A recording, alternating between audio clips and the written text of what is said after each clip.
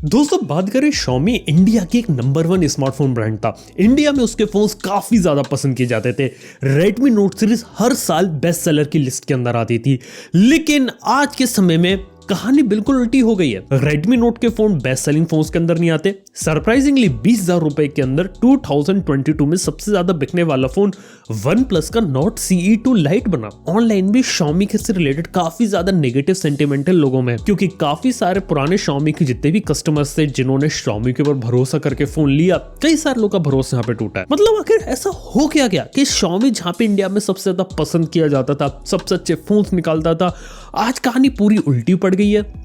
इस वीडियो के अंदर इसी के बारे में मैं आपसे बात करने वाला हूं। देखो, ये कहानी शुरू करने से पहले आपको ये समझना पड़ेगा कि आखिर Xiaomi थी वो इंडिया के अंदर क्यों सक्सेसफुल हुई। देखो, Xiaomi के इंडिया में सक्सेसफुल होने का रीजन नंबर 1 ये था कि उसने सही प्रोडक्ट सही प्राइस में दिया। अब आप पूछोगे कि वो ऐसा क्यों कर पाए, क्योंकि उस जमाने में इंडिया में टॉप पे पता है कौन सी कंपनीज थी? Micromax, Samsung. और उस जमाने में Xiaomi अपने प्रोडक्ट्स लेकर आती इंडिया में, लेकिन वो क्या करती है कि नॉर्मल जो डिस्ट्रीब्यूटर होता है, रिटेलर होता है, ऑफलाइन दुकानें होती है ना, उसको छोड़ के वो ऑनलाइन जाते हैं और बोलते हैं कि हम डायरेक्टली फ्लिपकार्ट पे बेचेंगे, और बीच में जो डिस्ट्रीब्यूटर रिटेलर का जो मार्जिन होता है ना, वो हम सारी चीजें पीछे कर लेते हैं। और इस फॉर्मूले के कारण उनके प्रोडक्ट्स यहाँ पर हिट हो गए। लेकिन इसका मतलब यही नहीं था कि फोन की कीमतें कम थी इसलिए वो बिके। एग्जैक्टली में कम कीमत में एक अच्छा फोन अवेलेबल कर रहे थे, जिसके अंदर हार्डवेयर अच्छा था, स्पेसिफिकेशन अच्छी थी, फीचर्स अच्छे थे, जो आपको उस जमाने के 10-15 हजार रुपए के फोन्स में देखने को नहीं मिलते थे। उस जमाने में भी Xiaomi के फोन्स में MIUI था, और देखा तो उस जमाने में one of the best UI में उसे कह सकता था, क्योंकि फीचर्स अच्छे थे, थीम्स थी, काफी सारी चीजें थी जो आपको दूसरे फोन के सॉफ्टवेयर में देखने को मिलती नहीं थी। उस जमाने में अपडेट्स आते थे, अरे भाई कस्टम रॉम्स का अच्छा सपोर्ट था।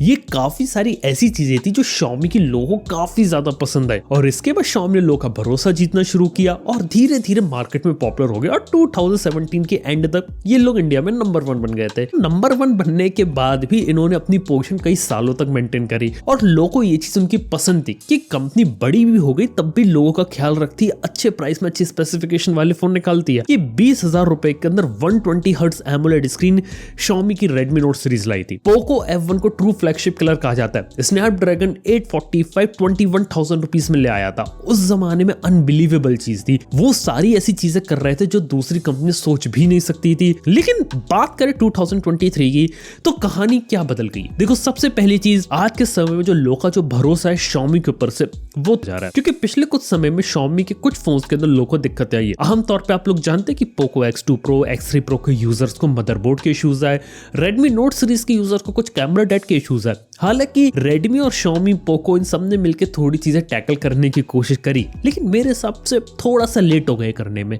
देखा जाए तो उन्होंने बोला कि हम 6 मंथ की एक्स्ट्रा वारंटी दे देंगे, और कुल मिला के डायरेक्टली वो ये हिंट दे रहे थे कि गलती कहीं ना कहीं उनके एंड से हुई है। अगर उन्हें बात अगर शुरू से पता थी ना, तो शुरुआत से इस चीज को बहुत अच्छे तरीके से हैंडल कर सकते थे और इग्नोर नहीं करते। देखो, 6 मंथ की एक्सटेंडेड वारंटी का फैसला तब लिया गया जब सोशल मीडिया पे इश्यूज काफी बढ़ गए थे, और हाल फिलहाल भी सोशल मीडिया पर अगर आप देखेंगे तो इश्यूज काफी ज्यादा निकल चुके हैं। अगर शुरुआत में चाहते तो लोगों को बोलते कि अगर आपके फोन में प्रॉब्लम है आप सर्विस सेंटर जाइए, सर्विस सेंटर को बोल देते कि आपके पास कोई भी आदमी आए तो उनका फोन आप लेना, फ्री में रिपेयर करना और उनको दे देना, जो भी खर्चा होगा वो कंपनी यहाँ पे उठाएगी, क्योंकि at the end of the day वो कंपनी की गलती थी। अगर ये काम अगर वो शुरू से करते रहते और पीछे साइलेंटली लोगों के फोन रिप्लेस कर रहे हैं, रिपेयर कर रहे हैं फ्री ऑफ कॉस्ट, जो वारंटी के बाहर भी है, तब भी लोग उनको ट्रस्ट यहाँ पे बना रहता, और इनडायरेक्टली कंपनी की यहाँ पे मार्केटिंग हो जाती कि लोगों को भी लगता ना, यार कितनी अच्छी कंपनी, हमारा फोन वारंटी के बाहर खराब हुआ लेकिन फ्री में ठीक हो गया। इससे वर्ड ऑफ माउथ की पब्लिसिटी बढ़ जाती। लेकिन ये सिचुएशन उस समय हैंडल नहीं करी Xiaomi ने, और अभी के समय में सिचुएशन उनके हाथ से निकल चुकी है। यार इस चीज से देखा तो नेगेटिव सेंटीमेंट तो Xiaomi के खिलाफ बढ़ा है, लेकिन एक और प्रॉब्लम मैं Xiaomi के साथ बताना चाहूंगा। देखो, पिछले कुछ सालों के अगर मैं लिस्ट निकालूंगा तो अंडर 20,000 में Xiaomi का एक हीरो प्रोडक्ट होता था, और वो होती थी उसकी Redmi Note सीरीज। चाहे मैं Redmi Note 3 की बात करूं, Note 4 की बात करूं, Note 5, Note 7, यहां तक कि Redmi Note 10 की बात करूं, पिछले काफी लंबे समय से Xiaomi का एक ऐसा फोन होता था जो उनके लिए हीरो प्रोडक्ट होता था। और हीरो प्रोडक्ट की डेफिनेशन आप अच्छे से समझ लीजिए, ये वो प्रोडक्ट होता है जो कंपनी एक बार निकालती है और कई लंबे समय तक ऑटोमेटिकली बिक रहा होता है, क्योंकि प्रोडक्ट अच्छा है, प्रोडक्ट में दम है, प्राइस पॉइंट अच्छा है, तो कंपनी को ज्यादा दिमाग, ज्यादा मार्केटिंग करने की जरूरत नहीं। उन्हें पता है कि प्रोडक्ट अच्छा है, बिकता रहेगा, साइड में हम कुछ एक्सपेरिमेंट्स कर सकते हैं, कुछ नई चीजें निकाल सकते हैं, वो चली तो चली, फेल हो गई तो कोई दिक्कत नहीं है, क्योंकि हमारा मेन प्रोडक्ट तो यहाँ पे चल रहा है। एक अच्छा एग्जांपल लेता हूँ नथिंग फोन 1 का।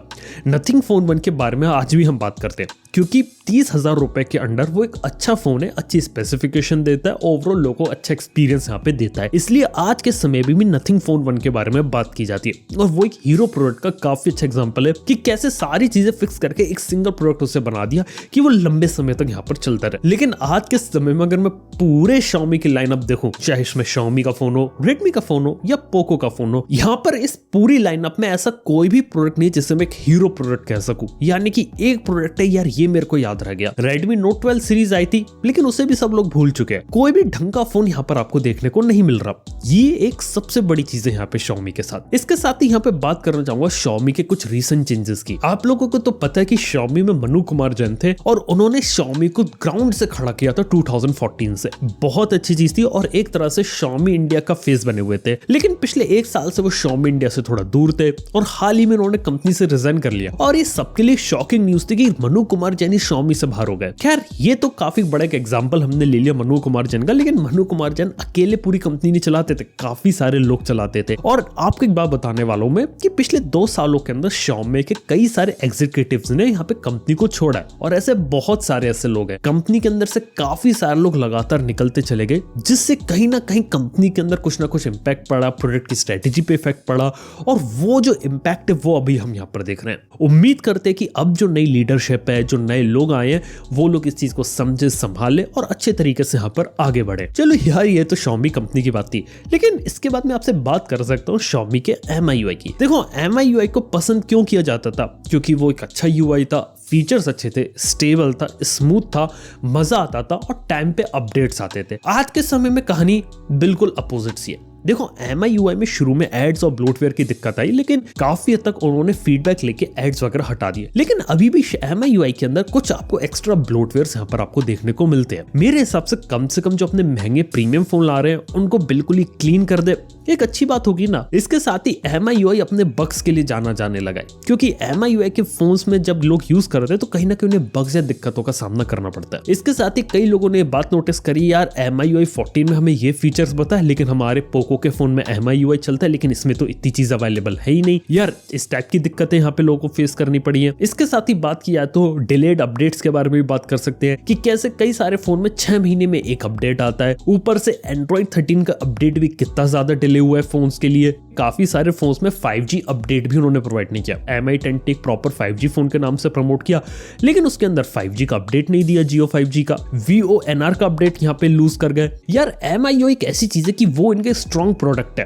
और उनको उसके ऊपर यहाँ पे काम करना चाहिए और एक अच्छा स्टेबल स्मूथ एक्सपीरियंस बनाए, क्लीन एक्सपीरियंस बनाए और लोगों को टाइम पर अगर अपडेट दे तो ये बहुत अच्छी बात रहेगी। इसके साथ ही बात करें तो पूरी Xiaomi की लाइनअप थोड़ी सी यहाँ पे क्लटर लगती है। जैसे कि Redmi Note 12 सीरीज आई थी, लेकिन हाल ही में Redmi Note 12 का 4G वर्जन आ गया और देखा है तो Xiaomi आखिर वही गलती दोबारा से दोहरा रहा है जो उसने पहले करी थी कि बहुत ही सिमिलर प्राइस पॉइंट पे एक जैसे बहुत सारे फोन निकाल दो, कोई 4G निकाल रहे, कोई 5G निकाल रहे हैं और इससे लोग के बीच में कंफ्यूजन भी होता है और कंपनी को भी दिक्कत आती है कि जब इतना सारा स्टॉक उन्होंने बना लिया तो उसको यहाँ पे निकाल ले कैसे। देखो Samsung के काफी अच्छा एग्जांपल है। Samsung ने अपने आधे से ज्यादा फोन ही डिसकंटिन्यू कर दिए और हर सेगमेंट में एक फोन रखा है। 10,000 रुपए के ऊपर के लगभग सभी फोन उन्होंने 5G कर दिए।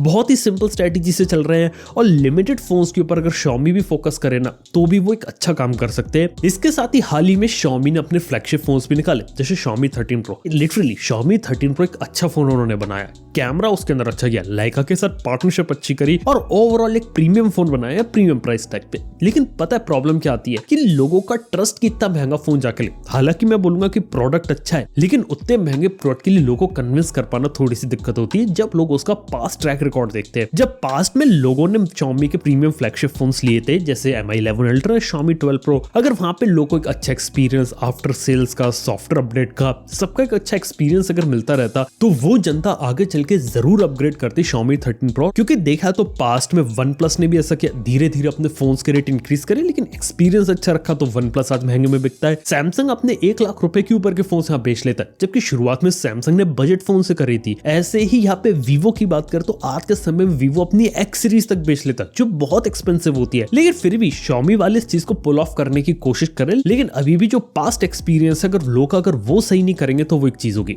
मेरे हिसाब से अगर कोई भी आदमी Xiaomi का अगर प्रीमियम फ्लैगशिप ले रहा है तो उसका अच्छा हार्डवेयर दो, बेस्ट सॉफ्टवेयर दो, साथ ही साथ सॉफ्टवेयर में बराबर अपडेट्स दो। अगर किसी के फोन में प्रॉब्लम आ गई तो सबसे अच्छा उसी प्रीमियम लेवल का आफ्टर सेल सपोर्ट यहाँ पर दो। इनको चीजों से लोग का ट्रस्ट यहाँ पे गेन कर सकते हैं और डेफिनेटली प्रीमियम में भी वो अच्छा कर सकते हैं। और इसी के साथ ही बात की जाए तो पिछले कुछ समय में Xiaomi ने कुछ और कैटेगरीज को भी लूज किया मोबाइल फोन के अंदर। जैसे कि एक जमाने में स्मार्ट बैंड, फिटनेस बैंड की जो पूरी कैटेगरी थी ये मी बैंड ने स्टार्ट करी थी, लेकिन आज के समय में मी बैंड यहाँ कहीं नहीं आता।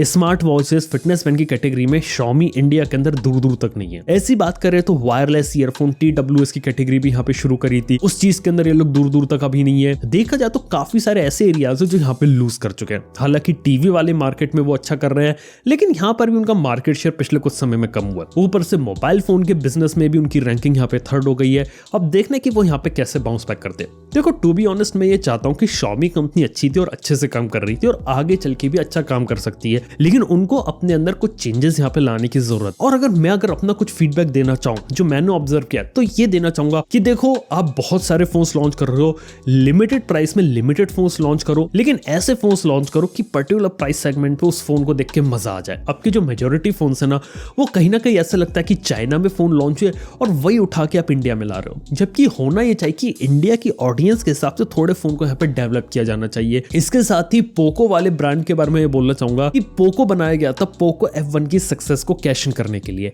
लेकिन अभी के समय में उसकी स्थिति देख के ऐसा लगता है कि पोको ब्रांड को हटाएं और रेडमी के अंदर ही उसे ले आए। यानी कि फोन तो आपको लॉन्च करने तो आप रेडमी ब्रांडिंग के अंदर करो, और पोको ब्रांड ने जो भी नेगेटिविटी जो अभी सब रेस करी है ना वो सब अगर हटानी है तो पोको ब्रांड को डिसॉल्व कर दो, क्योंकि चाइना में पोको ब्रांड एग्जिस्ट नहीं करता है। और अभी भी एक टाइम अगर इंडिया में अगर उसे एक तरह से खत्म करके रेडमी के अंडर ले तो वो भी एक चीज है, क्योंकि अभी तक पोको है ना वो पोको F1 वाली सक्सेस को अभी तक रिक्रिएट नहीं कर पाया। देखो कुल मिला के बोलना चाहूंगा कि Xiaomi ने पिछले समय में अच्छा काम किया और आज भी इस समय में वो काफी अच्छी पोजीशन पर है, और हर टाइम पे Xiaomi ने अच्छे तरीके से बाउंस बैक किया, अच्छे फोन्स निकालने के अंदर।